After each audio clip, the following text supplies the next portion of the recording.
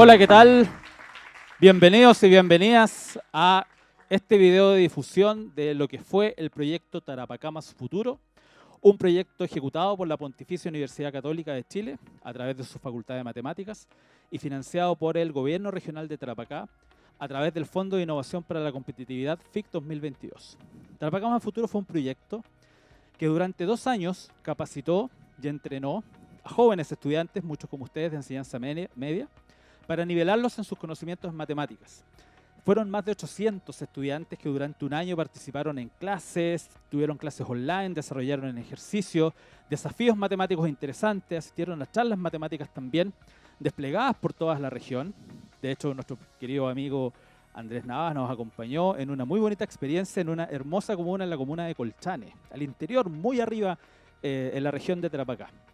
Y llegamos hasta los puntos más recónditos de la región para llegar con la matemática, con la ciencia, a todos los jóvenes estudiantes de enseñanza básica y enseñanza media de la región. Pero también a los profesores, quienes más de 100 se certificaron en un diplomado en matemática y tecnología y participaron profesores de colegios públicos, de colegios particulares subvencionados, colegios privados, en este programa que logramos llevar todo lo que hacemos en la Facultad de Matemáticas UC a esta hermosa región de Tarapacá. Y a través de este video de difusión, lo que queremos es compartir con ustedes, con quienes no pudieron participar en el programa, no pudieron asistir a las charlas, algo del contenido que nosotros vimos en el proyecto Tarapacá Más Futuro, así que te invitamos a conocerlo. Recibimos con un fuerte aplauso al doctor Mario Ponce.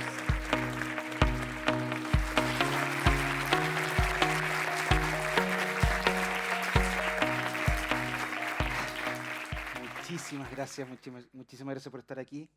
Gracias por sus aplausos, por el entusiasmo, porque están aquí en una mañana de verano, calurosa, enero, Santiago, mucho calor, 38 grados han hecho esta semana, y ustedes en lugar de estar mojándose las patitas, están escuchando matemática.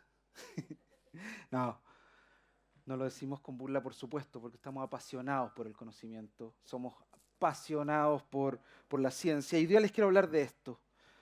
El motor de la ciencia. Quiero hablar algo más general que matemáticas, por supuesto, mi formación es matemática, la manera en que reflexiono es matemática, pero quiero hablar de aquello que mueve a la ciencia. Y les quiero preguntar a ustedes, aquí en la primera fila, si alguien me quiere ayudar, ¿qué creen que mueve a la ciencia? ¿La curiosidad? Es un problema porque llegó rápidamente la respuesta que yo estaba esperando del público. ¿Qué más mueve a la ciencia por aquí en este lado de la primera fila? ¿Por allá? El dinero, es verdad, el financiamiento es importante y a veces la ciencia se usa para recaudar y ganar dinero.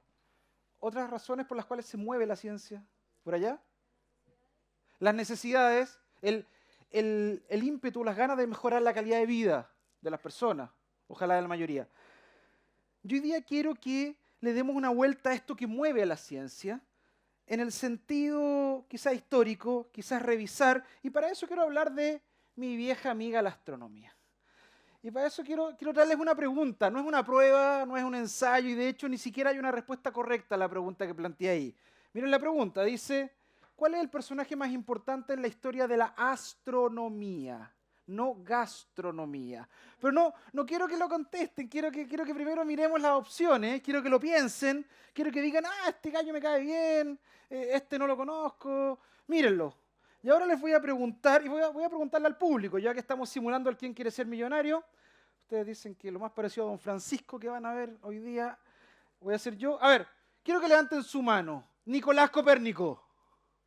Hay pocos fans de Copérnico, ahí están apareciendo, ¿sí? Perdón. Vamos a hacerlo de nuevo. Quiero que levanten la mano por Nicolás Copérnico de nuevo. Bien. Ahora quiero que la levanten por Tycho Brahe o Tycho Brahe. Ahora quiero que la levanten por Johannes Kepler. Usted ya había votado, oiga, ¿sí? ¿Y por Isaac Newton? Más o menos. Le voy a pedir ahí a los técnicos, al CERVEL. Las votaciones fueron como esto, miren. Más o menos, ¿cierto? Y esto, a pesar de que ya estaba en el slide, la verdad es que pasa siempre. No faltan los fanáticos de Copérnico, ¿sí? Uno que otro dice Tycho Brahe y de repente, no, ese yo no lo conocía. Kepler, Newton, más o menos. Yo no les voy a contar cuál es el mío, el sentido que es el más importante, pero mi personaje favorito de estos que están aquí, por supuesto que faltan muchos, es, por cierto, Tycho Brahe. Y ustedes, muchos de ustedes están pensando, ¿quién es Tycho Brahe? Otros lo están pensando en otras palabras, ¿quién diantres? ¿Quién diablos? ¿Quién es este gallo? Porque en general no se habla de Tycho. Ese es Tycho. Entonces yo quiero traer hoy día, quiero jugármela, quiero postular a Tycho Brahe, no sé si como el más importante, pero el más humano, el más entretenido de los personajes de la astronomía. Y quiero que se vayan hoy día o que terminen de ver este video contentas y contentos porque aprendieron de alguien, pero de alguien que era eminentemente humano, en un sentido muy profundo. La astronomía ha movido la curiosidad y probablemente ha sido el motor de la ciencia por mucho tiempo. Si uno mira todas las civilizaciones, babilonios, Edad Media, mapuches, egipcios, y lo que sea que busquemos, siempre nos preguntamos qué son esos puntos de luces que titilan, que se mueven, cómo se mueven, por qué se mueven, para qué se mueven, qué soy yo en todo este universo, y todas esas preguntas existenciales las hemos hecho siempre. Y si uno revisa un poco la historia, al menos la historia occidental, uno de los primeros modelos, más allá de la Tierra plana, que no la vamos a considerar hoy día, uno de los primeros modelos era este. Era un modelo en que las estrellas, los planetas, todos estos puntitos del cielo estaban dispuestos en esferas sólidas y que estaban fijos en esas esferas, pero se movían esas esferas. Ustedes dirán, ¿a quién se le puede haber ocurrido tal tontera, cierto? Para un ser humano del siglo XXI. Bueno, esta tontera la propuso nada más y nada menos que Aristóteles, que es probablemente uno de los forjadores, de los modeladores de la sociedad occidental. Así que no es una tontera. Tiene que ver con, de nuevo, ¿qué es la ciencia? La ciencia es la mejor explicación posible, honesta, que le damos a los fenómenos de la naturaleza, a los fenómenos del entorno. Este hombre brillante que forjó nuestra civilización concebía así el universo. Pasaron algunos siglos y esta idea de que eran esferas sólidas se fue abandonando y apareció una idea muy parecida que todavía contenía los elementos circulares y era que la Tierra estaba al centro y alrededor de la Tierra giraban cosas como la Luna, los planetas y se llamaron epiciclos, es decir, círculos alrededor de otros círculos y se formaban unas danzas celestiales como de esa forma. Esto prevaleció hasta el siglo XVI más o menos. Claudio Ptolomeo y la gran Hipatia de Alejandría, los pongo juntos porque Claudio Ptolomeo propuso este modelo, pero fue Hipatia quien desarrolló las herramientas matemáticas para poder utilizar el modelo. ¿Para qué sirven estos modelos? Para predecir, queremos saber, queremos entender y queremos saber. Tuvieron que pasar casi 1000 años de humanidad para que apareciera un modelo como este, una concepción o hipótesis como esta, en que ya no poníamos a la Tierra al centro, sino que poníamos al Sol al centro. No lo tomen solo como una concepción del universo, esto es una concepción del ser humano. Los humanos nos sentíamos tan importantes, tan preponderantes, tan hechos a imagen y semejanza de Dios, como quieran, que éramos el centro. Y eso mantenía de alguna manera hasta la estabilidad social. Entonces que hubiese un valiente, porque este hombre es un valiente, más allá de ser un intelectual y un astrónomo extraordinario, que dice, en el centro... Dale, ahí.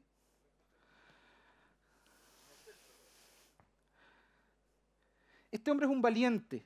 Aparece este valiente que dice que en el centro del universo no estamos nosotros. Está esa estrella caliente que aparece todas las mañanas y desaparece todas las noches. Para hacer eso había que ser valiente. También observador. De hecho, no era difícil darse cuenta. Si uno lo juzga con los datos que habían ya en la época, era más o menos claro que mientras más lejos estuvieran los puntitos que giraban, o de alguna manera se movían, más se demoraban en empezar de nuevo su danza. Entonces era claro que dependía un poco del Sol, eso. Pero aún así no poníamos a los seres humanos no en el centro, poníamos a la Tierra al centro. Tan valiente fue Copérnico que de hecho el científico probablemente más importante de la historia en general, que es Galileo, fue condenado por la Inquisición. Fue condenado a arresto domiciliar nomás, ¿sí? Pero Galileo tuvo que enfrentar al Vaticano, a la Inquisición.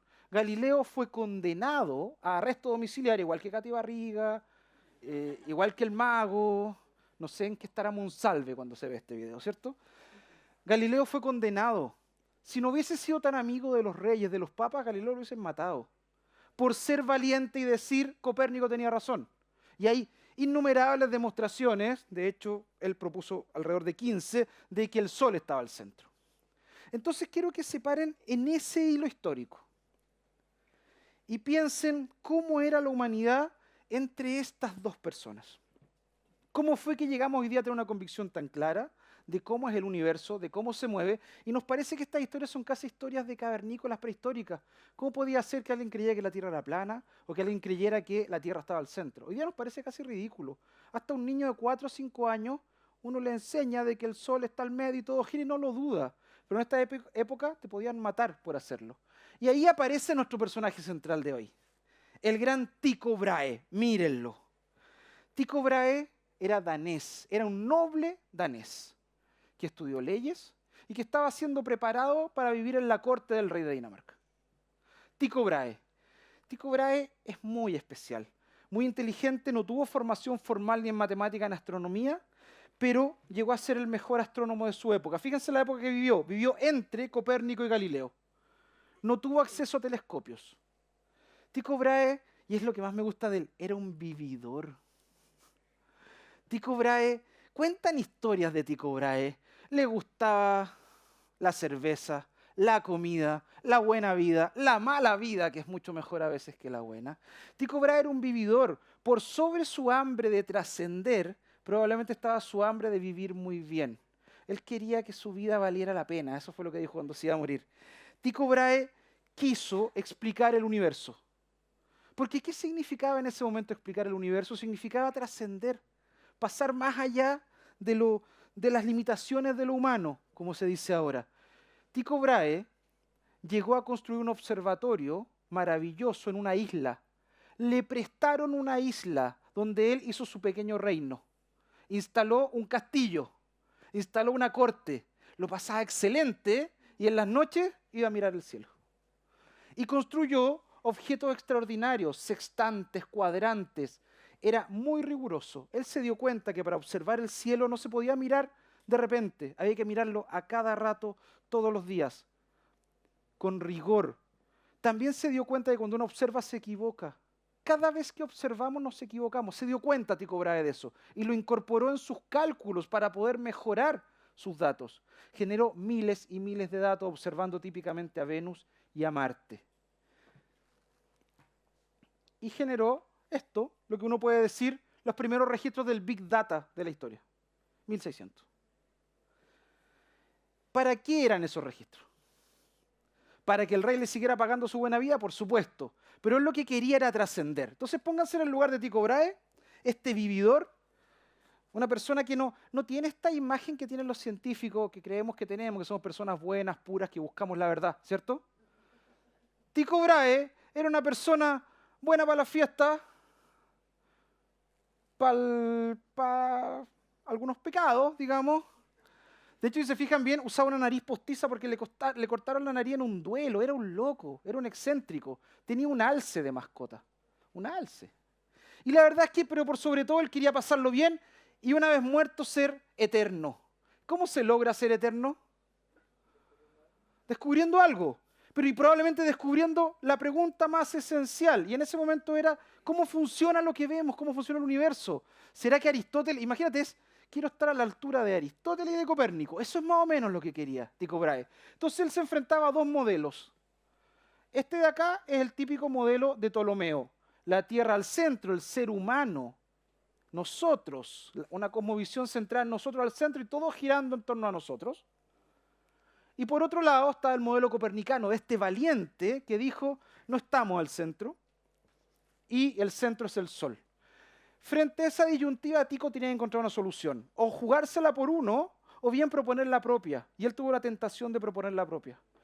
saboreó la fama cuando fue la primera persona en el mundo que descubrió una estrella nueva. Él vio aparecer una estrella nueva. En ese momento, él sintió que la fama era maravillosa. Envicia la fama. Así que dijo, voy a hacer mi propio modelo. Y este es el modelo de Tycho Brahe. Mírenlo. Cuando uno lo mira, dice, es casi ridículo esto. Fíjense que lo que hizo Tycho Brahe es, él se daba cuenta que las cosas giraban en torno al Sol. Si las observaciones eran simples. Pero, por otro lado, el hombre tenía que estar al centro, porque los que le pagaban decían eso. Porque los curas decían eso, porque los reyes decían eso, porque la tradición aristotélica decía eso. Él tenía sesgos, como todos tenemos. Tú tienes sesgos, tú tienes sesgos. De hecho, uno de los grandes desafíos de la ciencia es quitarnos los sesgos. Pero existen. Tenía sesgos, así que la solución de Tycho fue, ya, todo gira en torno al Sol, pero la verdad es que nosotros somos el centro, así que la solución genial es poner a la Tierra al centro. Poner al Sol girando en torno a la Tierra y todo lo demás girando en torno al Sol. Rara la explicación. Y eso fue el modelo de Tycho. ¿Sí? Y con eso Tycho, fíjense qué es lo que está haciendo. Está respondiendo a lo que ve, o sea, es su lado científico, pero también está respondiendo a sus mandatos. Y eso nos pasa todo el tiempo. Por eso que me gusta Tycho, porque es humano. Porque no es este perfecto que encontró la verdad y vio con los ojos de Dios. No. Tycho vio, generó procedimientos únicos que marcaron la ciencia, que es observar de manera sistemática, rigurosa, incorporar los errores. Pero además, fue humano. ¿Qué pasa si perdía su isla, si es que decía que el Sol estaba al centro, o más, si lo mataban? Entonces, decidió este modelo que de alguna manera trata de conciliar las tensiones que todo humano vive. Esto, en un lenguaje actual, es un dilema ético. Cuando la gente dice dilema ético, se refiere a esto. Y cada uno de nosotros está enfrentado a dilemas éticos, no de esta envergadura. Pero cuando fallamos frente a un dilema ético, yo estoy seguro que esto fue un fallo, un error de Tycho, no pasó a la historia. Tycho tenía en sus manos toda la información y los datos para haber establecido el modelo que correspondía. Pero no lo hizo. ¿Qué hizo Tycho? Cuando ya se da cuenta que su exceso lo están llevando a la muerte, dice, voy a traer al mejor matemático y astrónomo joven de Europa, lo voy a contratar, pero no para que encuentre la verdad, para que justifique mi modelo. Así que Tycho trae a este hombre, Johannes Kepler, que es el favorito de varios de ustedes. Johannes Kepler es contratado por Tycho. Tycho le presta algunos de sus datos, no todos. Solo Johannes Kepler tuvo acceso a sus datos cuando él murió, que fue 9 meses después de que empezó a trabajar con él. Sospechosa la cuestión, ¿sí? Y con esos datos fue encargado por Tycho para justificar su modelo. Para eso lo contrató. Aquí están todos mis datos, todo mi esfuerzo, todo mi aporte a la ciencia, que es el rigor, para que tú justifiques esto que me va a hacer eterno. ¿Qué hizo Kepler? Tomó los datos, pero Kepler, desgraciadamente o afortunadamente para nosotros, sí tenía una ética distinta. ¿Qué hizo Kepler? Dijo que eso estaba mal, que no era lo que representaban los datos. Fue demandado por los herederos de Tycho. Tuvo que retrasar la publicación de la Astronomía Nova, que fue el libro donde publicó esto. Pero finalmente Kepler dijo, con los datos de Tycho, con el trabajo de Tycho, con la parte científica potente de Tycho, descubro eso. Y es que el centro es el Sol. Pero no justo al medio, porque ya no hay círculos. Estos objetos perfectos ya no son círculos, son elipses, son estos huevitos que tienen al Sol en uno de sus focos, su centro. Además, el movimiento no es a velocidad constante, es más rápido cuando estoy cerca del Sol, más lento cuando estoy lejos. Y además, lo que me demora en dar la vuelta tiene que ver con la distancia al Sol, las leyes de Kepler. Entonces Kepler pasa a la historia usando los datos de Tycho. Y no son solo los datos de Tycho, usando el rigor de Tycho y también usando las faltas éticas de Tycho. Es muy potente. Tycho es humano. Uno piensa en Kepler como un personaje más puro. Tycho es la humanidad misma. Es lo que puedes ser tú, lo que puedo ser yo. El exceso de humanidad de Tycho lo hizo no ser el centro de toda la historia. Después, ¿quién vino? Vino probablemente el que yo considero el más grande porque hizo un aporte no solo a la astronomía, hizo un aporte a la matemática. Isaac Newton, pero fíjense en la época, 86 años después de la muerte de Tycho, 80 años después de los descubrimientos de Kepler. ¿Qué hizo Newton? Y que le da más valor todavía al trabajo de Tycho. Con la típica historia de la manzana, propuso ecuaciones. Yo sé que se pueden asustar en su casa más estas ecuaciones matemáticas. Lo que dice esta, él creó una matemática, es decir, una tecnología del conocimiento para poder modelar el movimiento. Y lo que dice esta es que el cambio en la velocidad de un objeto tiene que ver con las fuerzas que lo afectan. Parece obvio, no es obvio. Y lo que dice esta, que es bien rara, dice que la fuerza que ejerce un planeta sobre otro o dos cuerpos tiene esa fórmula. Es inversamente proporcional al cuadrado de la distancia y proporcional a las masas. Estas dos fórmulas mezcladas, uno las mete en una juguera, y donde esa juguera se llama pizarra a veces, hace un montón de cálculos. A Newton lo que hizo fue darle un movimiento de los planetas. ¿Y saben qué movimiento de planeta obtuvo Newton? El de Kepler. Es decir, Newton se encuentra que las soluciones de sus ecuaciones de la tecnología matemática que creó coincide con lo observado por Kepler, ¿o no? No, coincide con lo observado por Tycho. Piénsenlo así, si no hubiera sido por los datos de Tycho, la teoría de Newton probablemente no hubiese sido tan exitosa. Porque no es que uno venga y proponga una teoría, se contrasta con la realidad, todavía se hace. La evidencia de los datos de Tycho era que las propuestas de Newton eran correctas. Por supuesto, Newton se inspiró en Kepler, él lo dijo, me subí en hombros de gigantes para ver tan lejos. Pero es Tycho el que está detrás de esto. Entonces Tycho, de alguna manera, valida a Newton. Pero Newton no es solo astronomía. El cálculo diferencial integral de Newton pasó rápidamente al resto de la mecánica, pasó a la biología, al electromagnetismo y a modelar todo lo que entendemos. Toda la tecnología que tenemos funciona con el cálculo integral de Newton.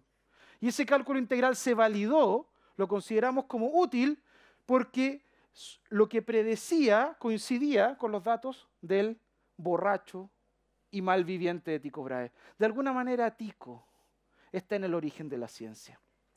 Quiero contarle un poquito más de matemática, para que no se crea que la astronomía es importante. Quiero que hagamos una revisión histórica.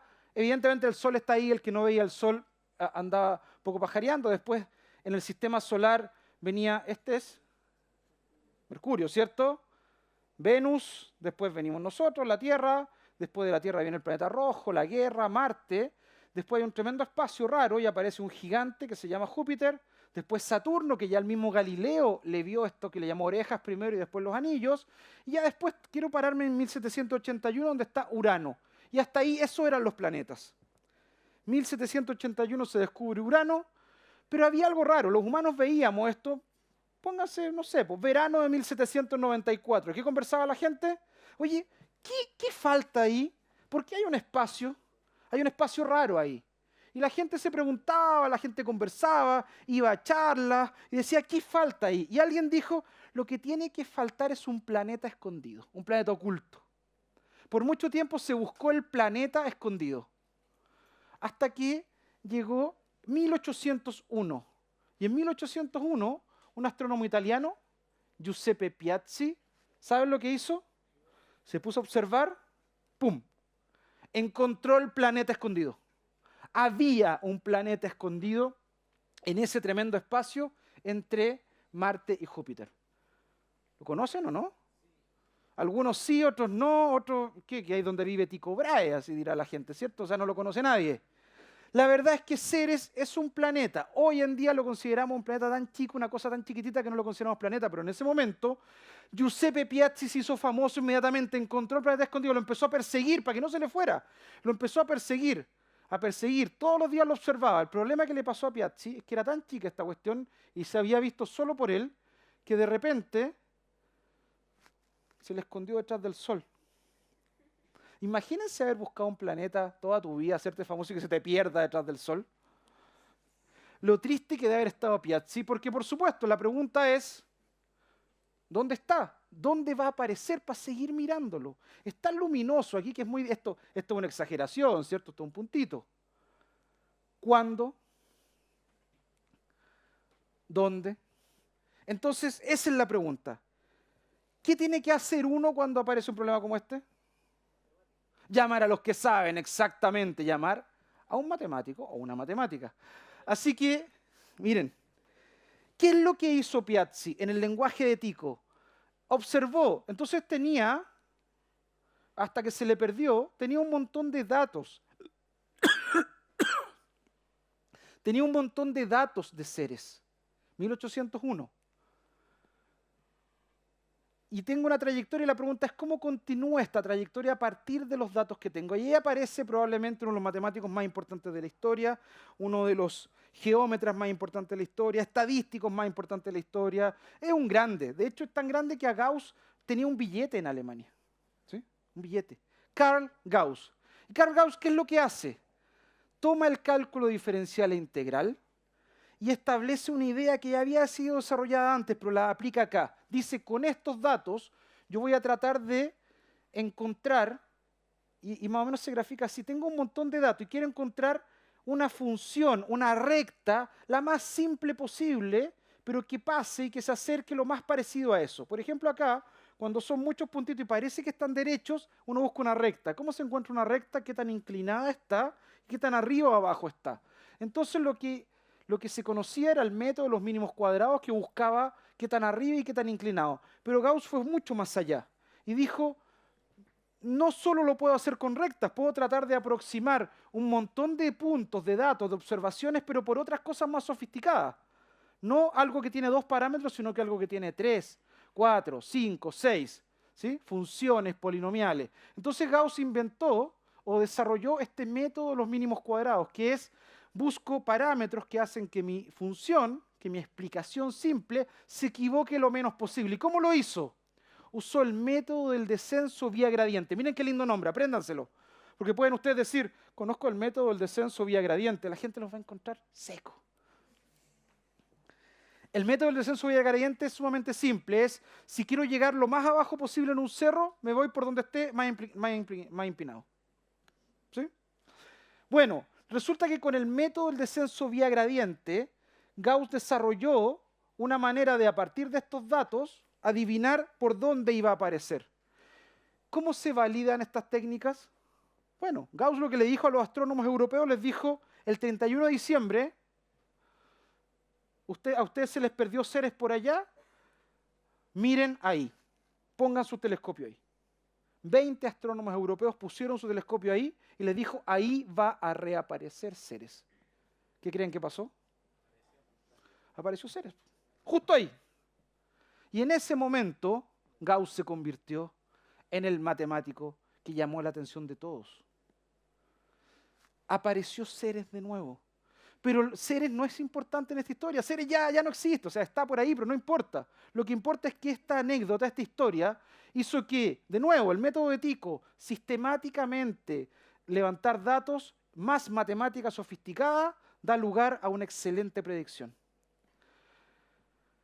Hagamos un resumen de lo que llevamos, porque ya nos queda poco. La historia de la astronomía, la historia de la ciencia, por supuesto, está marcada por grandes personajes, Aristóteles, Hipatia, y este valiente que es Copérnico. Si uno piensa esto es menos técnico, esto es más filosófico. Hipatia era muy técnica, pero también había una filosofía de cómo debía ser el universo. ¿Sí? La perfección, el humano al centro, un debía ser, una cosmovisión centrada en las personas. Y después viene este, que es un revolucionario, pero también un cómo debía ser. Y aparece el personaje que debería ser, creo yo, el pivote de la ciencia, de la historia de la ciencia. Un gallo que con sus grises dice, observar es importante, pero observar a altísimo nivel. Cada vez que observamos nos equivocamos, eso siempre va a pasar. Si uno lo piensa, se parece al principio de incertidumbre, ¿cierto?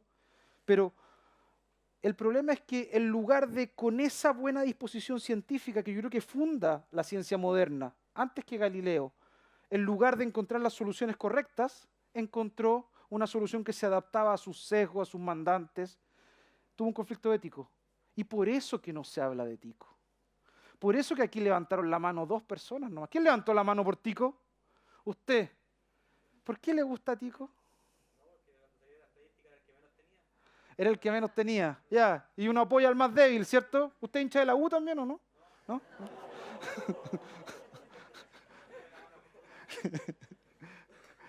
Por supuesto, Tico nos dice que para hacer ciencia profunda hay que ser honestos. Aún en el error hay que ser honestos. Tico es un ejemplo de un error que fortalece. Después aparece Kepler, aparece Newton, aparece Gauss y en la historia que conocemos. Pero este hombre que, claro, aparece en la historia, si uno lee la astronomía nueva de Kepler, habla de Tycho muchas veces, estaba obligado de hecho por culpa de su heredero. Pero más allá de eso, su forma de vivir lo llevó a ser un personaje potentísimo en que hasta los errores dan lugar a cosas buenas.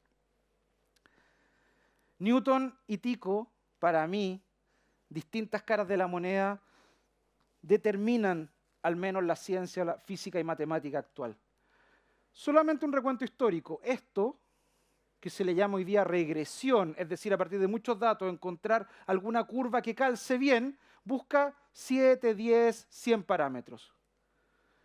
Pasaron 120, 130 años hasta que un matemático ruso, Kolmogorov, propuso algo que más o menos lo podemos ilustrar así. ¿Les suena esto? Esto es como una red neuronal. Y una red neuronal es lo que está detrás del machine learning, del aprendizaje de máquinas, que no es más que tratar de hacer lo mismo de Gauss, pero ahora no con 7 parámetros, sino que con 100.000, 50.000 parámetros. Para poder hacerlo se necesitan computadores, por eso que recién, en los últimos 30, 40 años, hemos podido desarrollar eso. Si uno avanza un poquito más y agarra muchas redes neuronales, las pone en capa y las complejiza, aparece lo que hoy día conocemos como transformers, que se hicieron re famosos hace 3 años y que dan lugar a ciertas tecnologías más modernas. Es lo mismo, nada más que aquí ya hay billones de parámetros. Billones de parámetros. Decenas de parámetros, miles de parámetros, billones de parámetros. Pero todo viene de aquí. Que creó la tecnología, el que nos convenció de que considerar datos era importante en la ciencia. Esto no es solo matemática o son conceptos de funciones o de estadística. Hoy día podemos controlar no solamente dónde aparecen seres, podemos controlar movimientos satélites usando este tipo de regresiones. Al hacer machine learning o redes neuronales, podemos reconocer las patentes de un auto, lo que está escrito, ¿sí? Y por supuesto, los transformers dan lugar a estas tecnologías de inteligencia artificial generativa que nos tiene tan entusiasmados que nos permite, por ejemplo, preparar charlas y slides de manera más fácil. Tycho está en el origen de todo esto. Pero no es Tycho Brahe nomás, es Tycho Brahe y su método. Y es Tycho Brahe y sus errores y sus grises. Tycho Brahe probablemente, no sé si es el más importante de los astrónomos, pero de seguro es el más humano de los astrónomos. Así que eso les quería contar. Para mí el motor de la ciencia es la curiosidad, es la rigurosidad, pero por sobre todo es la humanidad. Y para mí Tycho representa con sus errores, con sus faltas, con su tremendo desastre ético que le permitió no ser el más grande de la historia, representa a la humanidad. La ciencia la construimos nosotros, con honestidad, con simpleza y con mucha, mucha curiosidad. Eso es lo que les quería contar hoy día. Muchísimas gracias. Hablen de Tycho, hablen mucho de Tycho. Muchas gracias.